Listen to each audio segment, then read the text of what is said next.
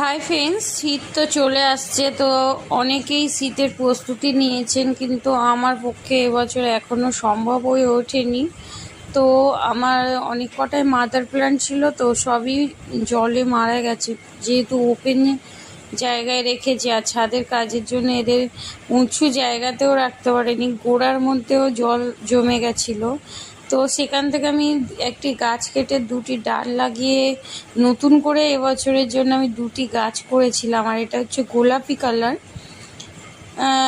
এক মাসে দুবার তো কাটিং করা যায়, তবে কোনো খাবার প্রয়োগ করে নিয়ে 6 ইঞ্চির মাটির টবে আমি এক মুঠো মাটি দিয়ে রেখেছি।